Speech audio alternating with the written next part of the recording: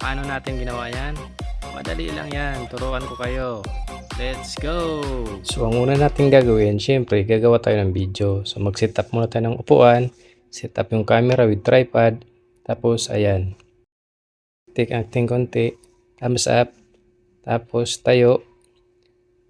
Then tanggalin mo yung chinilas mo. Tapos iwan mo dyan para dyan mo mamaya ilalaglag yung damit mo. So kailangan guys, dapat may background na ano ha, yung empty.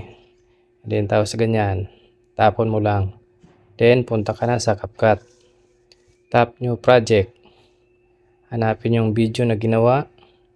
Then add. Andyan ka na sa loob ng CapCut. Tapos play mo para makita mo kung saan ka mag-split. Diyan. So, dapat meron kang empty background kasi yun ang gagamitin mo. Kailangan yun pag nag-overlay tayo or pag nagmamasking tayo. Pero dito, timing lang ang gagawin natin dito. So, hindi natin kailangan ng masking dito. Depende sa sitwasyon. Kaya, umpisa na natin. Pero, delete muna natin yung CapCut logo. Tapos, swipe natin papuntang left para makapag-split na tayo ng ating mga gagamitin. So, dyan, hanapin nyo yung empty pa, yung hindi pa siya nakaupo. Then, split. Then, hanapin mo naman yung acting na siya. Yan, pwede na dyan. So, split natin yan.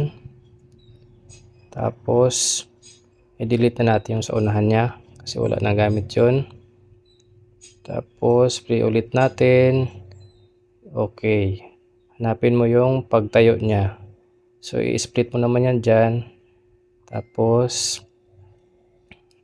play mo na naman kung saan ka mag-split ulit. Yan. So, ang sunod mong split yung paglaglag mo na ng damit. Ayan. Okay. Timingan mo lang. Yan. Then, split mo dyan. Pwede na yan. Tapos, yung gitna na yan, delete mo na yan. Hindi na kailangan yan.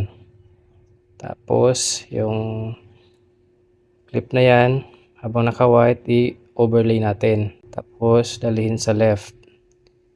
Tapos, yung naiwang isang clip ulit sa dulo, i-overlay rin natin. Same lang sila. Then, ipagdikit natin. Oops, kulit ka ha. Dikit na. Yan. So, ayan, meron tayong maikling clip. So, meron tayong first clip, yung background. Tapos, yung videos talaga natin na gagamitin yung sa baba.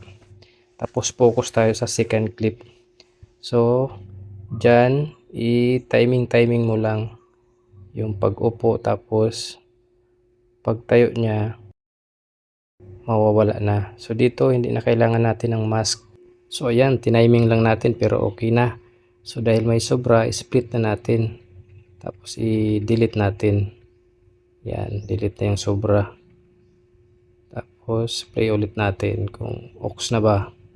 Okay, di ba? Ang dali lang. So, hindi na kailangan ng masking. Timing lang talaga. So, guys, madali lang to. Para sa mga beginners, kayang-kaya na to. So, ang sunod mong gawin, hanapin mo na naman yung aspect ratio. Tapos, lagay natin sa 9:16. Then, check. Then, ilagay natin sa resolution yung 2K to 4K. Tapos, frame rate na 50. Then, ready for export na yan. So, kung tingin nyo nakatulong ito sa inyo, pa-like, comment, follow, and share na rin para makatulong tayo sa iba. Salamat!